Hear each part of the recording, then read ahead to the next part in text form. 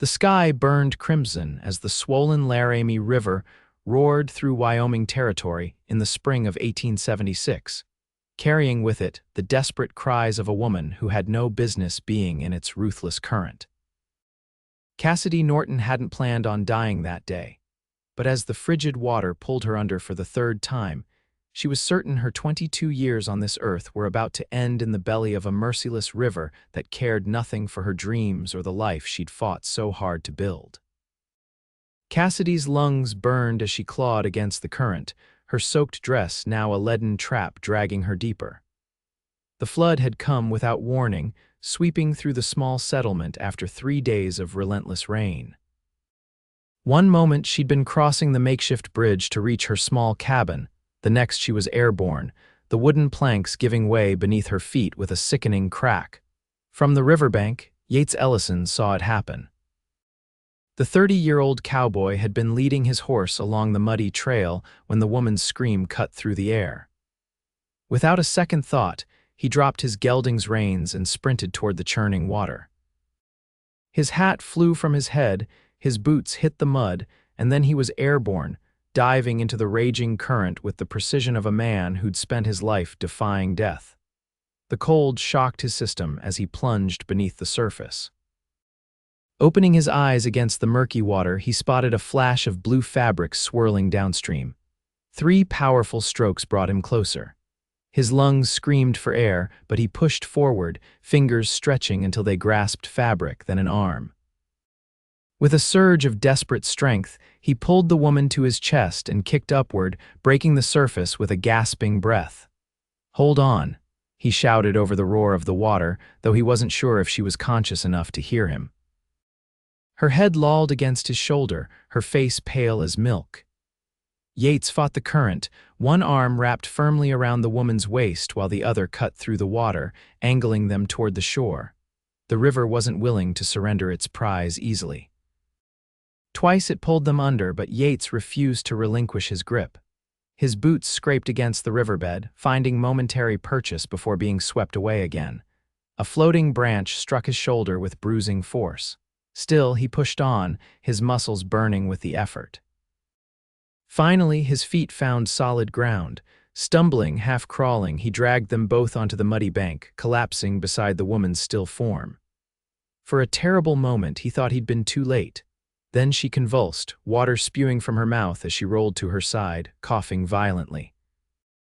"That's it," Yates encouraged, his voice raspy from his own near drowning. "Get it all out." Cassidy's eyes fluttered open, revealing irises the color of summer cornflowers. Fear and confusion clouded her gaze as she stared up at the rain-soaked stranger leaning over her. "The bridge," she managed between coughs. "It broke." "I saw," Yates replied, pushing wet hair from his face. "You're safe now, Miss Cassidy," she whispered, shivering uncontrollably. "Cassidy Norton." "Yates Ellison," he responded, shrugging out of his drenched coat and wrapping it around her shoulders. It was a useless gesture, wet fabric offering no warmth, but it seemed the proper thing to do. "We need to get you someplace dry before you catch your death." The irony of his words wasn't lost on Cassidy, who had just narrowly escaped that very fate. She tried to stand but found her legs unwilling to cooperate. Without asking permission, Yates scooped her into his arms. She was too exhausted to protest. "My cabin," she murmured, pointing weakly upstream. "Near the cottonwoods." Yates nodded, whistling sharply for his horse, which had thankfully remained nearby. The gelding approached cautiously, snorting at the scent of river water clinging to them both. With practiced ease, Yates lifted Cassidy onto the saddle before mounting behind her, one arm securely around her waist as he guided the horse toward the stand of trees she'd indicated. The rain had slowed to a steady drizzle by the time they reached the small log cabin nestled among the cottonwoods. It was a modest structure, but solid, built on slightly elevated ground that had spared it from the flooding that affected the lower settlement. "Keys under the pot," Cassidy said through chattering teeth as Yates carried her to the door.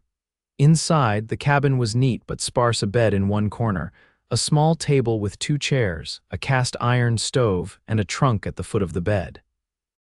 Yates gently lowered Cassidy onto the bed, then moved to the stove, finding kindling and matches nearby. "We need to get you out of those wet clothes," he said matter-of-factly, his back to her as he worked to start a fire. "I'll turn around." Cassidy knew he was right, but the thought of disrobing with a stranger in her cabin made her hesitate. Still, the violent trembling of her body made the decision for her. "There's a nightgown in the trunk," she managed. Once the fire was crackling in the stove, Yates faced the wall while Cassidy struggled out of her sodden dress. Her fingers were numb, making the buttons nearly impossible to manage.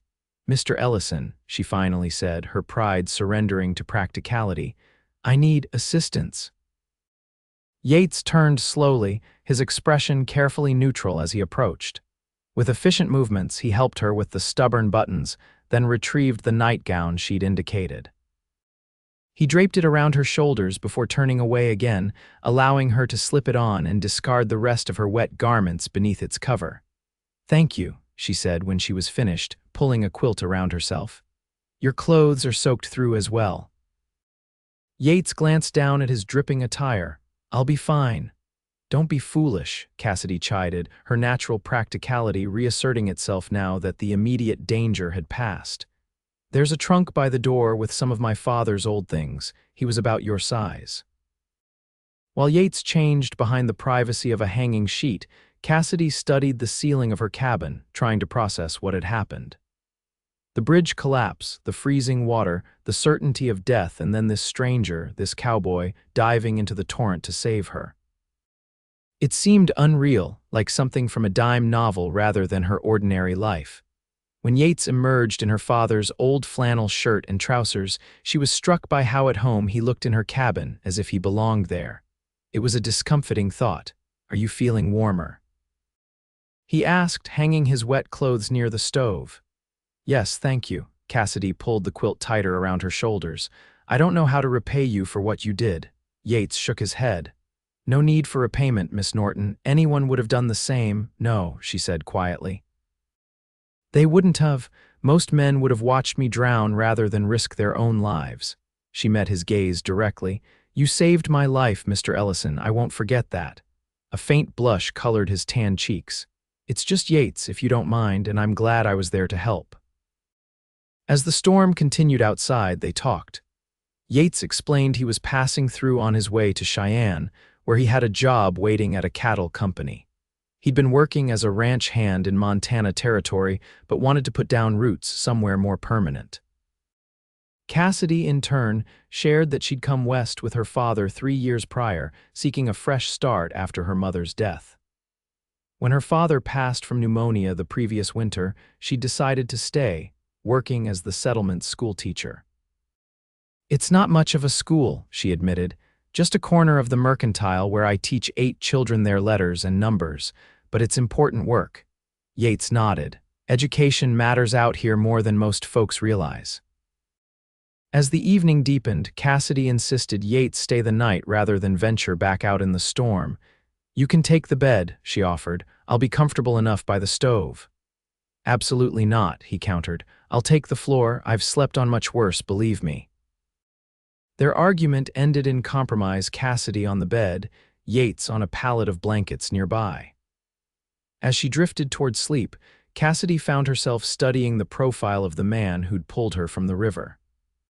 His features were strong, with a squared jaw shadowed by stubble and eyes the warm amber color of whiskey. Not handsome in the conventional sense, but striking, with a quiet confidence that put her at ease despite the strangeness of the situation. "Thank you again," she murmured, her voice thick with approaching sleep, "for saving me." Yates turned to look at her, a soft smile playing at the corners of his mouth. "Get some rest, Miss Norton. We both had quite a day." When morning came, the storm had passed, leaving behind a transformed landscape. The river had receded somewhat but remained swollen and fast. Cassidy's bridge was completely gone, and from her cabin door she could see that several structures in the lower settlement had been damaged by the floodwaters. "I should go check on my neighbors," she said, dressed now in dry clothes, her hair braided neatly down her back. "I'll come with you," Yates offered, pulling on his now dry boots. There might be others needing help. They made their way carefully down to the settlement, where the damage was evident but not catastrophic. Most buildings remained standing, though several had taken on water. The townspeople were already at work, salvaging what they could and helping those whose homes had been worst affected. Sheriff Tanner, a grizzled man in his 50s, approached them as they reached the main street. "Miss Norton, heard you went into the river when that bridge gave way. Thought for sure we'd be fishing your body out downstream. Mr. Ellison saved me," Cassidy replied, gesturing to Yates. "He jumped in after me." The sheriff sized up Yates with new interest. "That's so? Well, we're obliged to you, mister. Miss Norton, here's our schoolteacher, one of the few civilizing influences in this mud heap we call a town." "Happy to help," Yates said simply. Throughout the day, they worked alongside the other settlers, clearing debris and helping to shore up buildings damaged by the flood. Cassidy noticed how naturally Yates integrated himself into the community's efforts, working tirelessly without complaint. Several times, she caught herself watching him the way his shoulders flexed as he lifted heavy timbers. The gentle patience he showed when speaking with frightened children, the quiet authority in his voice when suggesting more efficient ways to divert the remaining floodwater. By late afternoon, the immediate crisis had passed. The settlement of Laramie Falls, little more than an outpost really, with a mercantile, saloon, livery stable, and scattered homes, was battered but surviving. The bridge would need complete rebuilding, but temporary crossings had been established where the river was narrower. "You planning to stay on?" Sheriff Tanner asked Yates as they rested briefly, drinking coffee outside the mercantile. "I've got work waiting in Cheyenne," Yates replied. "Just passing through." Cassidy felt an unexpected pang of disappointment at his words. It was foolish, she knew. She'd only just met the man, and under extraordinary circumstances at that. Still, the thought of him leaving so soon left her feeling strangely bereft. "Shame," the sheriff continued. "We could use a man like you around here, especially with the Hollister gang causing trouble up and down the territory." Yates's expression shifted subtly. "The Hollisters, they're operating in these parts, been hitting stagecoaches and small settlements for months," Tanner confirmed. "Army's too busy with Indian troubles to help much, and I'm just one old lawman with a bum knee." Cassidy noticed the change in Yates's demeanor, a new tension in his shoulders, a faraway look in his eyes. "Do you know of them?" she asked. Yates took a slow sip of coffee before answering. "Our paths have crossed. It was some years back in Texas." Something in his tone suggested there was much more to the story, but he offered nothing further, and neither Cassidy nor the sheriff pressed him. As evening approached, they made their way back to Cassidy's cabin. The day's labor had left them both exhausted, and they walked in comfortable silence, the setting sun painting the landscape in gold and amber. "Will you leave for Cheyenne tomorrow?" Cassidy finally asked as they reached her door. Yates hesitated, his gaze traveling to the damaged settlement, then back to her face.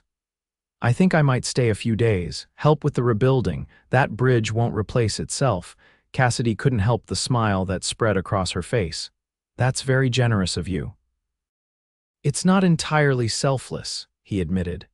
"I find I'm not quite ready to move on just yet." Their eyes met, and something unspoken passed between them, an acknowledgement that the river had connected them in ways that went beyond a simple rescue. Cassidy felt a flutter in her chest that had nothing to do with her near drowning and everything to do with the way Yates Ellison was looking at her, as if she were someone worth staying for. The next few days established a pattern. Yates joined the men rebuilding the bridge and reinforcing structures damaged by the flood, while Cassidy resumed her teaching duties, gathering the children in a dry corner of the mercantile. In the evenings, they would return to her cabin, sharing simple meals and increasingly personal conversations. Cassidy learned that Yates had been on his own since he was 16, working his way across the Western Territories as a ranch hand, occasionally riding with posses or serving as a scout for the Army. He spoke little of his family, only mentioning that his father had been a difficult man and his mother had died when he was young. In turn, she told him about growing up in Pennsylvania, her father a schoolteacher who had instilled in her a love of learning. After her mother's death from consumption, they had decided to start fresh in the West.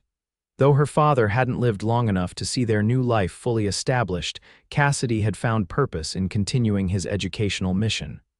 "You ever regret coming west?" Yates asked one evening as they sat on her small porch watching the sunset.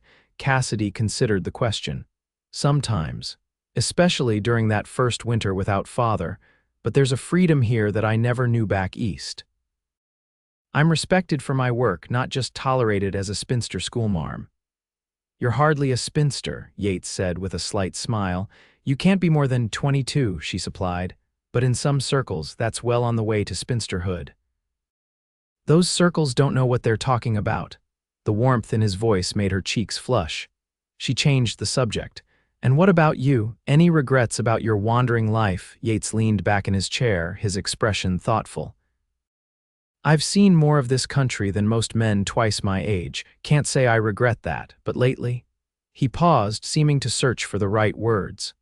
"Lately, I've been thinking it might be nice to have somewhere that feels like home, someone to come home to." The implication hung in the air between them, neither quite ready to acknowledge it directly. As the days passed, the bridge took shape, sturdier than its predecessor. Yates proved himself not just strong but skilled, suggesting improvements to the design that would help it withstand future floods. The townspeople, initially wary of the stranger, came to respect his quiet competence and willingness to work alongside them. On the 5th day after the flood, Cassidy was teaching her students when a commotion outside interrupted the lesson. A group of riders had entered the settlement, their horses kicking up dust as they came to a stop in front of the saloon.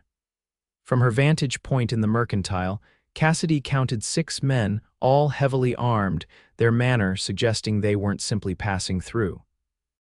"Children, continue with your sums," she instructed, moving to the doorway where Mr. Winters, the mercantile owner, stood watching the newcomers with obvious concern. "Trouble," he murmured to Cassidy. "That's Wade Hollister and his gang." Cassidy's heart dropped. The Hollister gang, the same outlaws the sheriff had mentioned, the ones Yates had encountered years before. She scanned the street anxiously, spotting Yates near the bridge construction. He had already noticed the riders and was making his way toward the saloon, his posture alert but calm. Sheriff Tanner emerged from his office, hand resting on his holstered pistol as he approached the mounted men. "Hollister," he called, his voice carrying across the suddenly quiet street, "what brings you to Laramie Falls?" The leader, a broad-shouldered man with a shock of red hair and a twisted scar across his cheek, smiled without warmth. "Just passing through, Sheriff. Thought we might rest our horses, have a drink, maybe do a bit of trading." "We're a peaceful settlement," Tanner replied. "I'd like it to stay that way." "So would we," Hollister assured him, though his tone suggested otherwise. "So would we."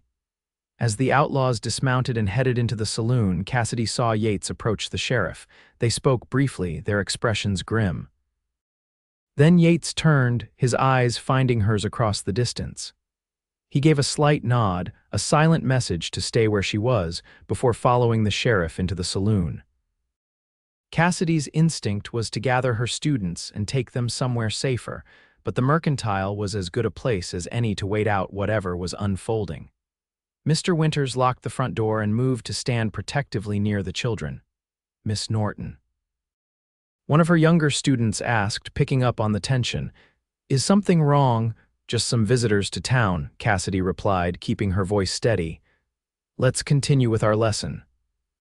Inside the saloon, Yates stayed near the door as Sheriff Tanner approached the bar where Hollister and his men had gathered. The outlaw leader was in the middle of ordering whiskey for his gang when he noticed Yates. There was a moment of stillness, then recognition dawned in Hollister's eyes. "Well, I'll be damned," he drawled. "Yates Ellison. Last time I saw you, you were riding with the Texas Rangers, putting a bullet in my brother's shoulder." Yates kept his expression neutral. "That was a long time ago, Wade, not so long that I've forgotten." Hollister's hand moved slightly toward his holstered pistol. "What brings you to this mud hole?" "Just passing through," Yates replied evenly. Same as you. Sheriff Tanner glanced between the two men, clearly reassessing the situation. You two know each other. Oh, we're old friends, Hollister said, his voice dripping with sarcasm. Aren't we, Ellison? Yates didn't rise to the bait. What do you want here, Wade? This town's just recovering from a flood. These people have nothing worth taking. Hollister laughed, a harsh sound that made several of his men shift uncomfortably. Maybe I'm just thirsty, or maybe I heard about a certain shipment of Army payroll passing through these parts tomorrow. His eyes narrowed. But now I'm wondering if perhaps you're here for the same reason. I left that life behind, Yates said firmly. I'm not a ranger anymore. Once a lawman, always a lawman, Hollister countered. He turned to the bartender. That whiskey coming, or do I need to serve myself? The tension in the saloon was palpable as drinks were poured. Sheriff Tanner maintained his position near Hollister, while Yates remained by the door, his stance casual but his eyes alert, watching every move the outlaws made. Back at the mercantile, Cassidy had managed to continue the lesson, though her attention remained divided. Through the window, she could see that the saloon appeared quiet, no signs of immediate trouble. Still, anxiety gnawed at her. She had known Yates for less than a week, yet the thought of him facing danger filled her with dread. When the school day finally ended, she instructed the children to go directly home and stay there. As the last child left through the back door, Mr. Winters approached her. Miss Norton, perhaps you should stay here until we know those men have moved on, he suggested. I don't like the thought of you walking back to your cabin alone. Thank you, Mr. Winters, but my cabin is one of the furthest from town, she reminded him. I'll be fine. Before he could argue further, the front door opened and Yates entered, his expression serious but composed. Relief washed over Cassidy at the sight of him unharmed. Mr. Ellison, she greeted him, trying to keep her tone casual. Is everything all right? For now, he replied. I've come to escort you home if that's acceptable. The protectiveness in his offer touched her. Of course. I was just preparing to leave. As they walked through the settlement, Cassidy noticed the streets were unusually empty, residents having retreated to their homes at the first sign of trouble. Yates maintained a vigilant watch, his hand never straying far from the pistol at his hip. The men in the saloon, Cassidy said once they were a safe distance from town. They're the Hollister gang, aren't they? Yes, Yates confirmed, and their leader and I have history, as you might have gathered. You were a Texas Ranger. She couldn't keep the surprise from her voice. Yates nodded. For 3 years, it wasn't something I mentioned because, well, it's not a part of my life I particularly enjoy discussing. What happened? He was silent for several paces before answering. 6 years ago, I was part of a posse that tracked the Hollisters after they robbed a bank in Austin. There was a shootout. I wounded Wade's younger brother, Emmett. He survived, but Wade's held a grudge ever since. He glanced at her. I left the Rangers a year later. Decided I'd seen enough violence to last a lifetime. And now he's here, Cassidy said softly. Is it coincidence? I doubt it. The gang's been working this territory for months, according to Sheriff Tanner, but finding me here might change their plans. What plans? Yates hesitated. There's a stagecoach coming through tomorrow carrying Army payroll. That's likely what brought them to Laramie Falls. The implications were clear. A robbery and potentially worse. Yes, they reached her cabin as the sun was setting, casting long shadows across the clearing. Inside, Yates checked each room and window before seeming satisfied they were secure. You should stay in town tonight, he suggested. It would be safer. Cassidy shook her head.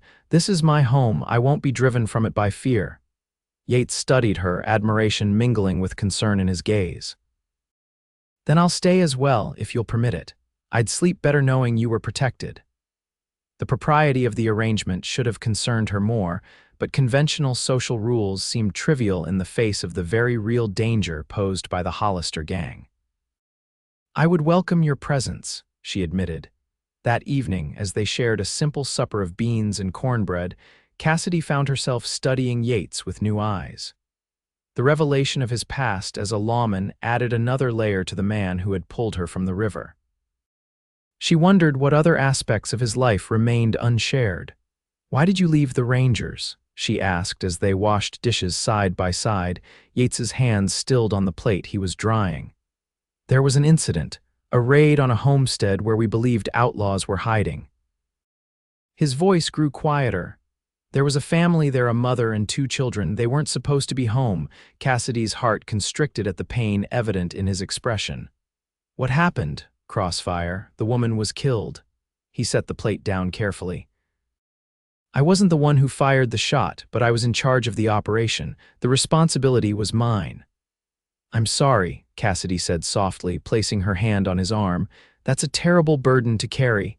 Yates looked down at her hand, then covered it with his own. After that, I couldn't wear the badge anymore, couldn't reconcile the violence with what I believed was right. He met her eyes. So I've been drifting ever since, taking work where I can find it, trying to find some kind of peace, I suppose. The vulnerability in his admission moved her deeply. Without thinking, Cassidy stepped closer, her free hand rising to touch his cheek. I think you're a good man, Yates Ellison, a man who tries to do what's right, even at great cost to himself. For a long moment they stood there, connected by touch and shared understanding. Then slowly, Yates leaned down, his intention clear. Cassidy rose to meet him, their lips coming together in a kiss that started gentle but quickly deepened with unexpressed longing. When they finally parted, both were breathing unevenly. I shouldn't have done that, Yates said, though he made no move to increase the distance between them. I wanted you to, Cassidy admitted, her hand still resting against his chest, feeling the strong beat of his heart beneath her palm. Since the moment you pulled me from the river, I've felt connected to you, as if it were more than chance that brought you here when I needed you most. Yates brushed a strand of hair from her face, his touch reverent. I've never believed much in fate, Miss Norton, but meeting you has made me reconsider. Cassidy, she corrected softly. Please call me Cassidy. Cassidy, he repeated, the name sounding like a caress on his lips. They might have kissed again, might have allowed the growing attraction between them to lead where it would, but a distant sound intruded, hoofbeats approaching the cabin. Yates tensed, instantly alert, moving to the window with the practiced stealth of a man accustomed to danger. Get behind the bed, he instructed, his voice low but firm, and stay down. Cassidy complied without argument, her heart racing as Yates extinguished the lamp, plunging the cabin into darkness broken only by the faint moonlight filtering through the windows. She heard him check his pistol, the metallic click sending a shiver down her spine. The hoofbeats slowed, then stopped outside. A moment later, a knock came at the door. Miss Norton, Sheriff Tanner's voice called. It's Sheriff Tanner. Need to speak with you and Ellison if he's here. Yates moved to the door, pistol still in hand, and opened it cautiously. The sheriff stood alone on the porch, his expression grim in the moonlight. What's happened? Yates asked, stepping aside to let the older man enter. Cassidy emerged from her hiding place as Sheriff Tanner removed his hat, turning it in his hands, a gesture she recognized as one he used when delivering bad news. Hollisters left town about an hour ago, he began. Thought that was the end of it, but one of my deputies just rode in from the Collins place.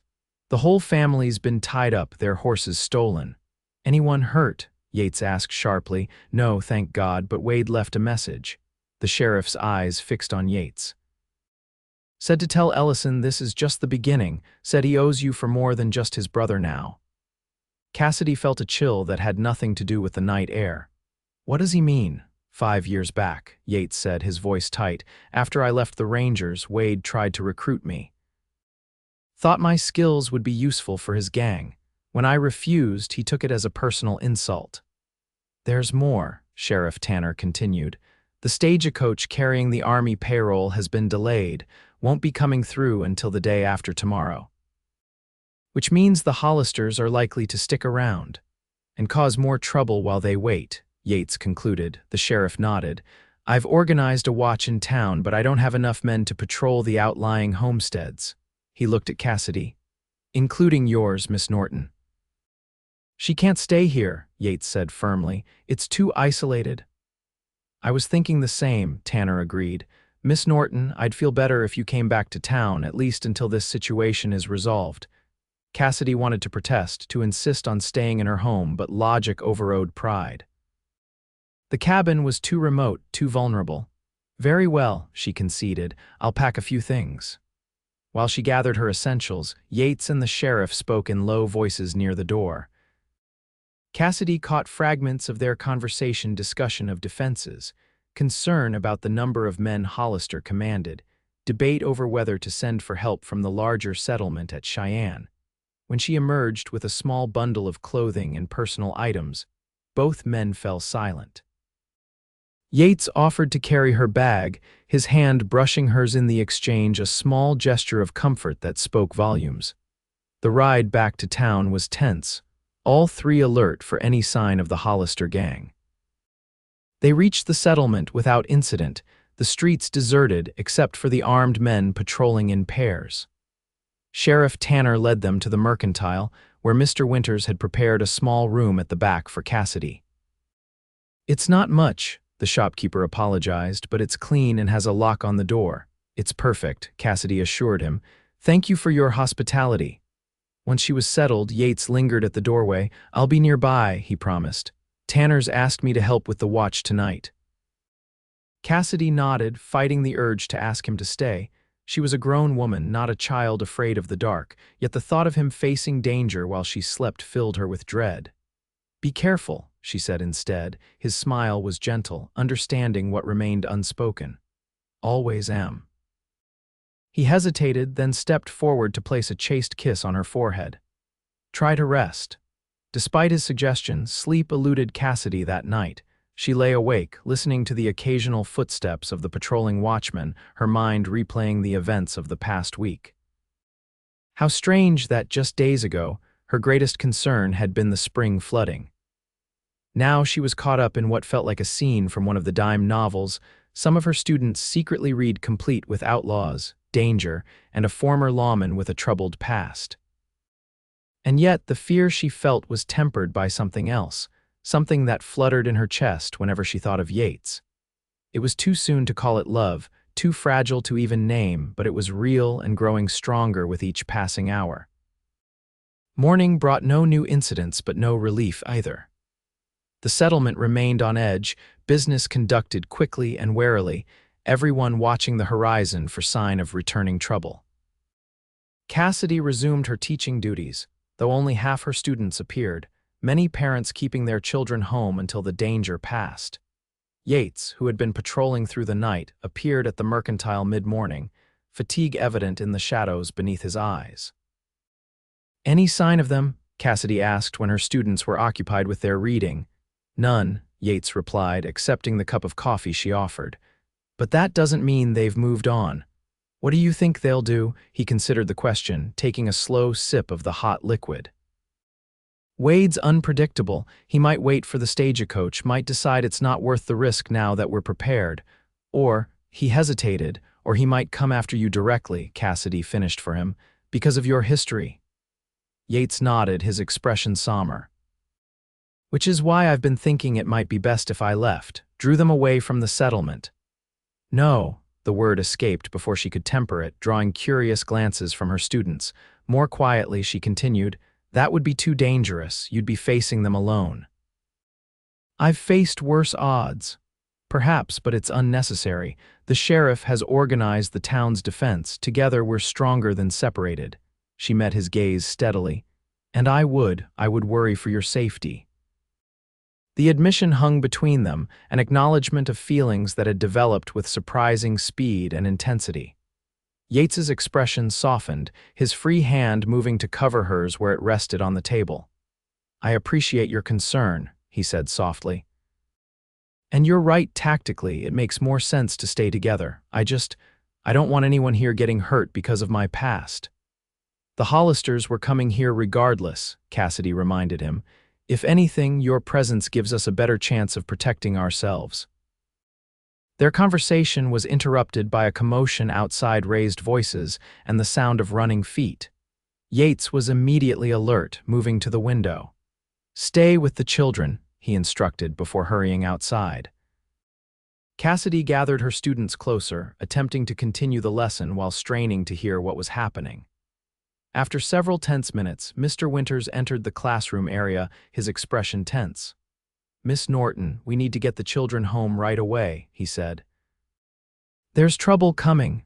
"What kind of trouble?" she asked, even as she began collecting her teaching materials. "Riders spotted to the north, at least a dozen, maybe more. Sheriff thinks it's the Hollisters and they've brought reinforcements." Fear clenched in Cassidy's stomach, but she kept her voice calm for the children's sake. "All right, everyone, school is dismissed early today. We'll go in pairs to your homes, just like we practiced for fire drills." With Mr. Winters's help, she escorted the children to their homes, trying to project a confidence she didn't feel. By the time they returned to the mercantile, the settlement was in full defensive preparation. Men were positioning themselves behind barricades, women were gathering supplies, and Sheriff Tanner was issuing instructions from the center of town. Yates found her as she was helping to fill canteens at the town's well. "You should stay inside," he told her, his expression more serious than she'd ever seen it. "I want to help," she insisted. "I'm not helpless. I know you're not."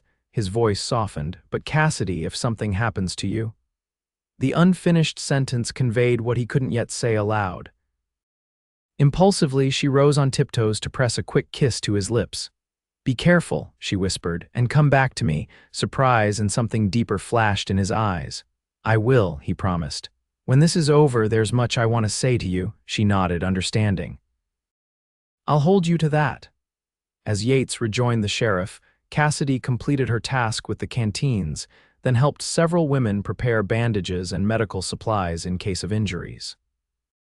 All the while, her mind kept returning to Yates, to the kiss they'd shared, to the promise of words yet unspoken, to the terrifying possibility that he might not survive the coming confrontation. No, she wouldn't allow herself to think that way. Yates was skilled, experienced. And he had something to fight for now, something beyond mere survival. The riders appeared on the northern horizon just past noon, a dust cloud announcing their approach long before they became visible. Sheriff Tanner had positioned his men strategically throughout the settlement, with the strongest defense at the north end where the attack was likely to come. Cassidy, despite Yates's wishes, had refused to remain hidden in the mercantile. Instead, she took up position at one of the upstairs windows, a rifle borrowed from Mr. Winters in her hands. Her father had taught her to shoot years ago, insisting it was a necessary skill for life on the frontier. Now she was grateful for those lessons. Through the window, she watched as the riders approached 15 men by her count, with Wade Hollister's red hair visible at their lead. They halted just outside effective rifle range, and Hollister separated from the group, riding forward alone. "Tanner," he shouted, his voice carrying clearly in the tense silence. "Send out Ellison and we'll be on our way. No need for anyone else to get hurt." Sheriff Tanner stepped into the street, his rifle held ready but not aimed. "That's not happening, Hollister." "Turn around and ride out or face the consequences." Hollister laughed, the sound ugly and confident. "Look around you, Sheriff. You're outnumbered and outgunned, all for one man." He raised his voice further. "Ellison, you hear me? How many of these townspeople are you willing to let die for your sake?" From her vantage point, Cassidy saw Yates emerge from behind one of the barricades, moving to stand beside Sheriff Tanner. Her heart clenched at the sight of him exposed in the open street. "This isn't about me, Wade." Yates called back. "You were coming here for the payroll regardless. Now you're just using me as an excuse." "Maybe so," Hollister acknowledged. "But I've got a score to settle with you that's been waiting years. The money's just a bonus." "And what about after?" Yates challenged. "You ride away with the payroll and my scalp, then what? The army won't stop hunting you. You'll spend whatever's left of your life looking over your shoulder." "Been doing that anyway," Hollister replied. "At least I'll be rich." He gestured to his men. "Last chance, Tanner. Give us Ellison and the payroll when it arrives, and we'll leave your little town standing." "Not going to happen," the sheriff responded firmly. Hollister shrugged as if the refusal was expected. "Your choice." He wheeled his horse around and galloped back to his waiting men. The attack came moments later, a thundering charge toward the northern edge of the settlement, accompanied by gunfire and wild shouts. The defenders responded in kind, rifles cracking from windows and barricades.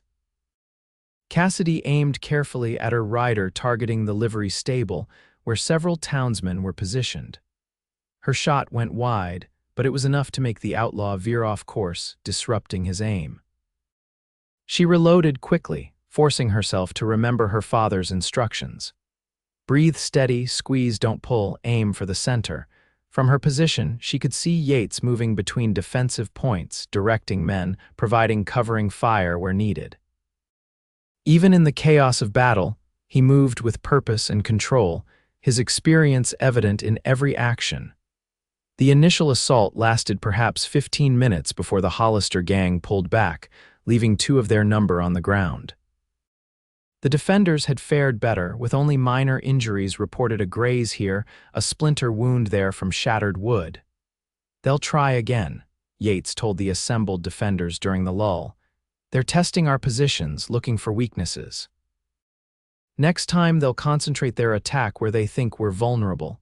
"The south side," Sheriff Tanner agreed. "We've got fewer men there." "Then we need to redistribute," Yates suggested, "and maybe set a trap of our own."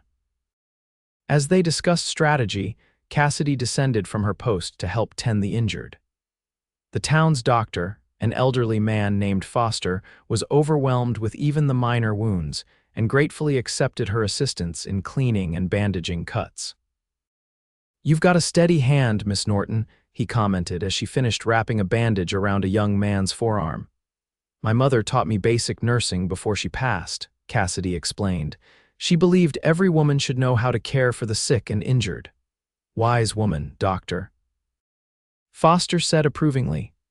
"When this is over, you might consider helping me at the clinic from time to time. I'm not getting any younger, and these old hands aren't as steady as they once were."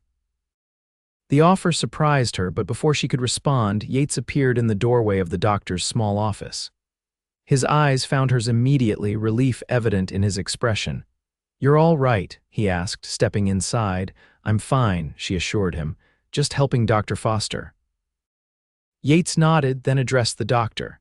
"How many injured?" "7 so far, none critical," Foster replied. "But if they come again—" "They will," Yates confirmed grimly.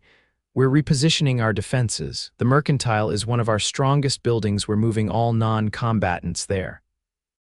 Cassidy knew immediately what that meant. "I'm not hiding while others fight," she stated firmly. Yates studied her for a moment, then unexpectedly smiled. "I had a feeling you'd say that. Sheriff Tanner mentioned you're a fair shot." "My father taught me well enough," she acknowledged. "Then we could use you at the south window of the church. It has a good view of the approach they're likely to take next." Dr. Foster looked between them, clearly disapproving of a woman being involved in the fighting, but he held his tongue. Cassidy appreciated Yates's respect for her abilities. It was one of the many things drawing her to him. As they left the doctor's office, Yates placed a hand on her arm, stopping her in a quiet corner away from the main street. "Cassidy, I need to tell you something in case—" "Don't," she interrupted, placing her fingers against his lips.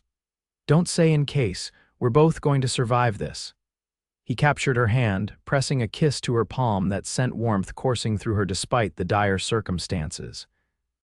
"All right then. When this is over, when the Hollisters are dealt with, I want you to know that He paused, searching for words. "These past days with you have shown me what I've been missing in my life, a purpose, a home." His eyes held hers, "Someone to care for who cares for me in return." Cassidy's heart swelled with emotion.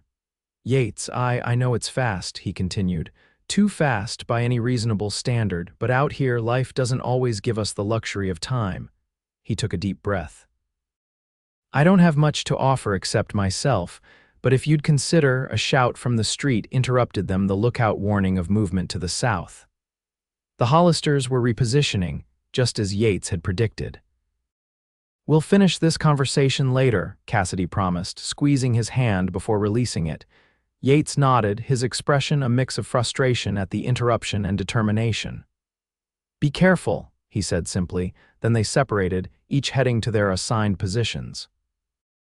The second attack came from 2 directions simultaneously, a larger force from the south, as expected, but also a smaller group from the east. where the terrain was more difficult but the defenses lighter. The strategy revealed that Hollister was more tactically minded than they'd given him credit for. From her position in the church window, Cassidy had a clear view of the southern approach. She took careful aim at the outlaws as they charged, her shots more accurate now that she'd adjusted to the rifle's tendencies. She managed to unseat one rider and force several others to seek cover behind abandoned wagons at the edge of town. The fighting was more intense this time, with both sides fully committed. The crack of gunfire was nearly continuous, punctuated by shouts and the occasional scream when a bullet found its mark. Smoke hung over the settlement, obscuring visibility and making breathing difficult. Through gaps in the haze, Cassidy caught glimpses of Yates moving between defensive positions, rallying the townsmen when they faltered, providing covering fire when needed. His presence seemed to inspire confidence in the others, turning shopkeepers and farmers into an effective fighting force. The tide turned when Sheriff Tanner managed to flank the eastern attack group, catching them in a crossfire that left 2 dead and the rest retreating in disarray. With that threat neutralized, the defenders could concentrate on the southern assault. Hollister, recognizing the shift, ordered his remaining men to pull back once more. As they retreated, Cassidy saw him point directly at the church where she was positioned, saying something to the men around him. A chill ran through her at the realization that the outlaws now knew her location. She abandoned the window immediately, descending to report what she'd seen to Yates and Sheriff Tanner, who had gathered with several others in the church's small vestibule. "He's getting desperate," Yates observed after hearing her account. 2 failed attacks, at least 4 men down. The smart move would be to cut his losses and leave. "Wade Hollister ain't known for smart moves," the sheriff countered. "He's known for being stubborn and mean as a rattlesnake, which makes him even more dangerous now," Cassidy added. "If he feels he's losing, he might take more risks." Yates nodded in agreement. "We need to be prepared for anything, including the possibility that he might try to burn us out." The sheriff cursed under his breath. "Most of these buildings would go up like tinder if he starts setting fires."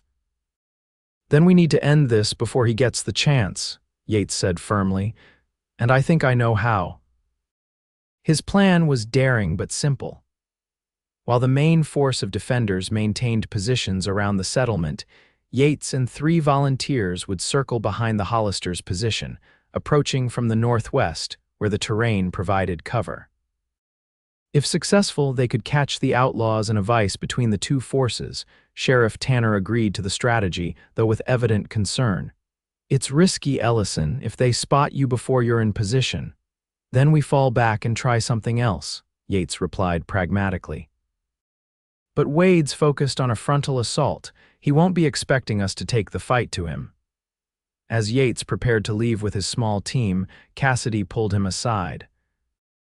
The fear she'd been suppressing threatened to overwhelm her at the thought of him deliberately placing himself in even greater danger.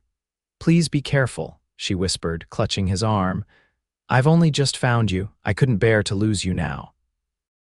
Yates cupped her face in his hands, his touch gentle despite the calluses earned from years of hard work. "You won't lose me," he promised. "I've wandered too long to walk away from what we've found here." He kissed her then, deeply and thoroughly, a kiss that spoke of feelings too new to name but too powerful to deny.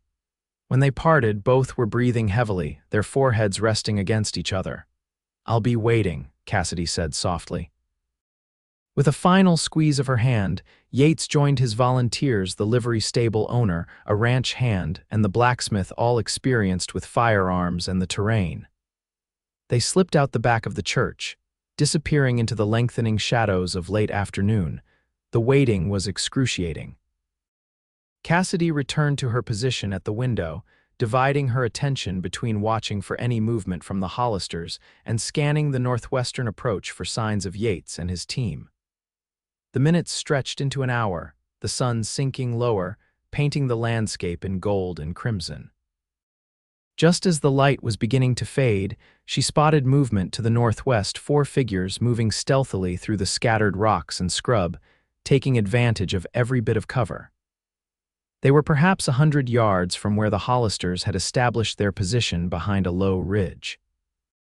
Almost simultaneously, she noticed activity among the outlaws. They were mounting up, preparing for what appeared to be another assault. Her heart raced with the realization that Yates and his men might not reach position before the attack began. She was about to signal Sheriff Tanner when a shot rang out from the northwest, followed by a ragged volley. Yates had given the order to fire, despite not being in ideal position.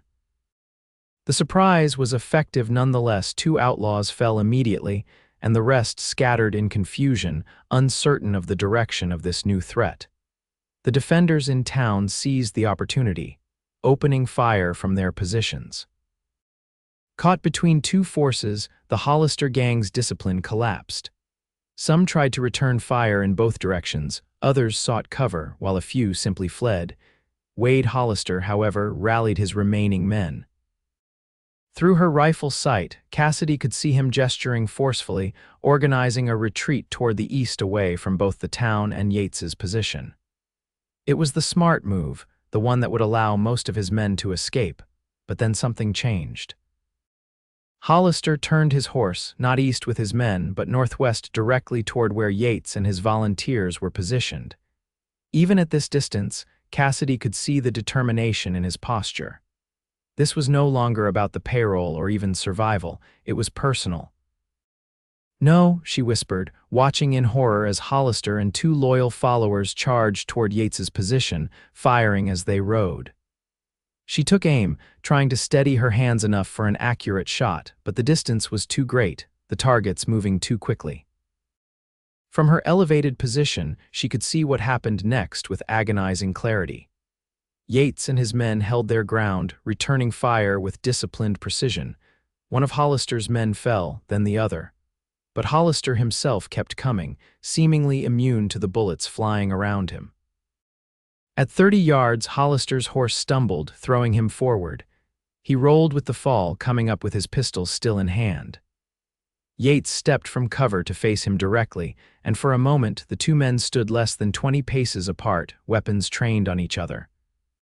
Cassidy couldn't hear the words exchanged, but she saw Hollister's mouth moving, saw Yates respond with a slight shake of his head. Then, in a blur of movement, both men fired. Hollister staggered backward, a red stain blossoming on his chest. But Yates also stumbled, dropping to one knee. Cassidy's breath caught in her throat as she watched Hollister raise his pistol for a second shot. Before he could fire, the blacksmith emerged from cover, his rifle cracking once. Hollister jerked, then collapsed to the ground, motionless. The battle was over. The remaining outlaws, seeing their leader fall, abandoned any pretense of fighting and fled eastward, pursued by several townsmen on horseback. In the sudden silence, Cassidy found herself running from the church, heedless of potential danger, her only thought reaching Yates. She reached the northwestern edge of town just as the volunteers were helping Yates back toward the settlement. He was walking under his own power, though with an arm pressed to his side, blood seeping between his fingers. "Yates!" she cried, rushing to him. Despite his obvious pain, his face lit with relief at the sight of her. "Cassidy, you're all right. Me, you're the one who's bleeding." She examined the wound quickly. A bullet had grazed his side, tearing through flesh but apparently missing anything vital. "We need to get you to Dr. Foster." "It looks worse than it is," Yates assured her, though he didn't resist as she and the blacksmith helped him toward the doctor's office. "Hollister, dead," the blacksmith confirmed. "Took 2 bullets but still nearly got you with his last shot." "Always was too stubborn to die easily," Yates muttered. At the doctor's office, Foster immediately took charge, instructing Cassidy to help clean the wound while he prepared sutures. The bullet had indeed passed through the flesh of Yates's side without hitting bone or major organs, painful but not life-threatening. "You're lucky, young man," Foster commented as he worked. "An inch to the right and we'd be having a very different conversation." Yates's eyes found Cassidy's over the doctor's bent head. "I had something worth coming back for," he said simply. The words, spoken with such quiet certainty, filled Cassidy with warmth that pushed back the lingering fear of what might have been. "As doctor." Foster finished bandaging the wound. Sheriff Tanner entered with news. 3 of the fleeing outlaws had been captured, the rest scattered to the 4 winds. Doubt they'll regroup without Hollister, the sheriff said. He was the glue holding that gang together. He looked at Yates with newfound respect. You did this town a great service today, Ellison, not just us, but every settlement in the territory that would have suffered at their hands. Yates acknowledged the thanks with a tired nod. Just glad it's over with minimal losses on our side. More than minimal, Tanner corrected. No townspeople dead, just a few injuries. That's a miracle considering what we were up against. He placed a hand on Yates's shoulder. When you're recovered, I'd like to talk to you about staying on. Town like this could use a man with your experience. After the sheriff left, Dr. Foster insisted Yates remain overnight for observation. That wound needs watching and you've lost blood, he said firmly.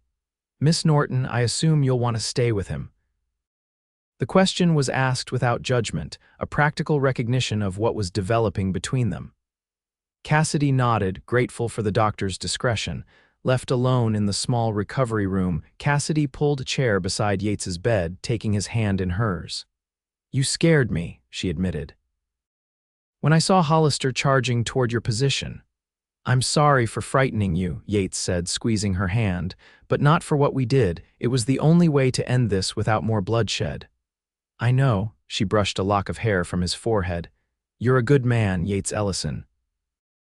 The kind of man this town needs. She hesitated, then added softly, the kind of man I need. His eyes, warm despite his exhaustion, held hers. Before we were interrupted, I was trying to tell you something important. He shifted slightly, wincing at the movement. These past days with you have shown me what I've been searching for all these years of wandering. Not just a place to belong, but someone to belong with. Cassidy's heart swelled.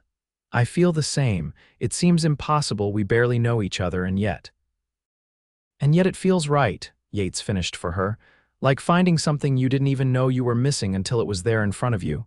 Yes, she whispered. Exactly that. He lifted their joined hands, pressing a kiss to her knuckles. I know it's too soon to speak of permanent arrangements. You deserve a proper courtship, not a rushed decision in the aftermath of danger. I think we're well past conventional courtship, Cassidy replied with a small smile. You've already seen me in my nightgown and saved my life. Most suitors have to content themselves with chaperoned visits to the parlor. Yates chuckled, then grimaced as the movement pulled at his stitches. Fair point, still I want to do this right. His expression grew serious. Sheriff Tanner offered me a position as his deputy. If I accepted, it would mean staying in Laramie Falls, putting down roots. The implication hung between them, a question unasked but clearly understood. Cassidy's answer was equally clear as she leaned forward to press a gentle kiss to his lips. I think Laramie Falls would be fortunate to have you as a deputy, she said. And I would be fortunate to have you nearby while we discover if what we've found together is as real and lasting as it feels. It is, Yates said with quiet certainty. I've never been more sure of anything. In the days that followed, as Yates recovered and the town returned to normal, their bond only strengthened. Word of the Hollister gang's defeat spread throughout the territory, bringing a renewed sense of security to the small settlements that had lived under the shadow of their threat. The stagecoach carrying the Army payroll arrived without incident, its armed escorts relieved to learn they wouldn't face the notorious outlaws. The bridge over the Laramie River was completed, sturdier than before, symbolizing the town's resilience. Yates accepted Sheriff Tanner's offer, becoming Laramie Falls' first deputy. The position came with a small cabin near the sheriff's office, which Yates set about repairing and expanding in his free time. Cassidy continued teaching, her class growing as more families settled in the area, drawn by reports of the town's successful stand against the Hollisters. Their courtship progressed with a blend of conventional propriety and the deeper intimacy forged by their shared experiences. They attended church together on Sundays, took evening walks along the now calm river, and shared quiet suppers where they learned each other's histories and dreams. Yates spoke more openly about his past, his difficult childhood with an abusive father in Texas, his years with the Rangers, the incident that had led him to turn in his badge and begin his solitary wandering. Cassidy shared her own story, the sheltered upbringing in Pennsylvania, her mother's long illness, her father's decision to seek a new beginning in the West, and her determination to continue his legacy after his death. "You ever regret staying?" Yates asked one evening as they sat on the porch of his nearly completed cabin. "After your father passed, you could have returned east, found a teaching position in a proper school." Cassidy considered the question. "I thought about it," she admitted. "But there was something about this place that felt unfinished, as if I had a purpose here that wasn't yet fulfilled." She smiled, taking his hand. "Now I understand what that purpose was. Waiting to fish a half-drowned cowboy out of a river," Yates teased. "As I recall, you did the fishing," she corrected with a laugh. "But yes, in a way, waiting for you, for us, for this life we're building." 3 months after the defeat of the Hollister gang, on a clear autumn day with the aspens turning gold in the foothills, Yates and Cassidy were married in the small church where she had once taken her stand with a rifle. Sheriff Tanner stood as Yates's best man, while Mrs. Winters, the mercantile owner's wife who had become a dear friend, attended Cassidy. The entire settlement turned out for the celebration, the townspeople having embraced both the schoolteacher who had stayed when others might have fled, and the deputy who had helped save them from the Hollister threat. Tables groaned with food, fiddles played late into the evening, and the newlyweds danced under stars that seemed to shine with particular brightness over Laramie Falls. That night, in the privacy of their cabin, Yates held Cassidy close, still marveling at the twist of fate that had brought them together. "If that bridge hadn't collapsed, if I hadn't been passing by at that exact moment," he mused, trailing kisses along her shoulder. "Then we would have found each other some other way," Cassidy replied with conviction. "Some things are simply meant to be." Yates, who had once scoffed at notions of destiny, found he couldn't argue. The improbable sequence of events that had led him to this moment, to this woman in his arms, to this home they would share, to this future stretching bright before them, seemed too perfect to be mere coincidence. "You know," he said thoughtfully, "when I pulled you from that river, I thought I was saving your life." Cassidy raised herself on one elbow to look down at him, her eyes reflecting the moonlight streaming through the window. "And so you did. But what I didn't realize," Yates continued, brushing a strand of hair behind her ear, "was that you were saving mine as well. From emptiness, from wandering, from never knowing what it means to truly belong somewhere with someone." Her smile, tender and full of promise, was the most beautiful thing he had ever seen. "Then I suppose we're even, Deputy Ellison." "Not even close, Mrs. Ellison," he countered, drawing her down for a kiss that spoke of all they had overcome and all that awaited them. "But we have a lifetime for me to try to make it so." In the years that followed, the legend of how Deputy Yates Ellison had first come to Laramie Falls became a favorite story in the growing settlement. Children would beg to hear the tale of the brave cowboy who dove into the raging Laramie River to save the schoolteacher who would become his wife. Like all legends, the story grew in the telling. The river became wider, the current stronger, the danger more dire. But the heart of it remained unchanged. A man and a woman brought together by chance and courage, who found in each other the home they had both been seeking. Cassidy and Yates welcomed their first child, a daughter, 2 years after their marriage, followed by twin sons 3 years later. Their home expanded along with their family, becoming a center of community life in Laramie Falls. When Sheriff Tanner retired, Yates was the unanimous choice to replace him, his fair-minded approach to justice having earned the respect of settlers and travelers alike. Cassidy continued teaching until the settlement grew large enough to build a proper schoolhouse, where she became headmistress. Under her guidance, the school gained a reputation for excellence that drew families from miles around, contributing to the town's steady growth.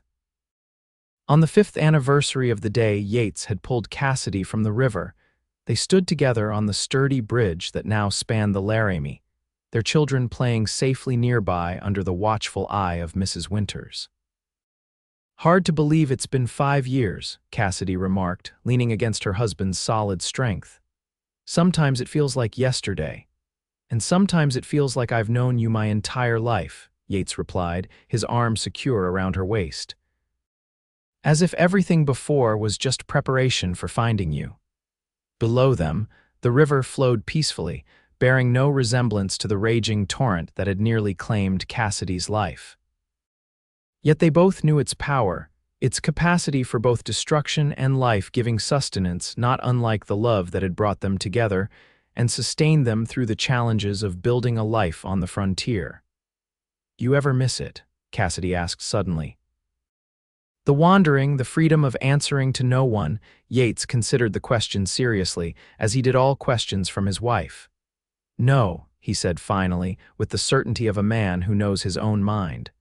"What I thought was freedom was really just emptiness. What we have here, this is true freedom, the freedom to love, to build, to belong." Cassidy turned in his arms, rising on tiptoes to kiss him with all the passion that had only deepened with the passing years. "I love you, Sheriff Ellison." "And I love you, Mrs. Ellison," he replied, his voice husky with emotion. "More than I ever thought possible." From the riverbank, their eldest daughter called to them, eager to show a treasure she'd found, a smooth river stone with a perfect hole through its center. As they moved to join their children, hand in hand, Yates and Cassidy shared a smile that needed no words to convey its meaning. The river that had brought them together continued its eternal journey, and they walked alongside it, not as two separate souls, but as one family, one love, one unbreakable bond forged in the raging waters of the Laramie River and tempered by the passing of seasons into something as enduring as the Wyoming landscape itself. And in Laramie Falls, whenever a spring flood threatened or a summer storm swelled the river beyond its banks, people would remember the story of the schoolteacher and the cowboy who had found each other in its depths, a reminder that even from the most dangerous currents, something beautiful could emerge, if one had the courage to dive in and the strength to carry precious burdens safely to shore.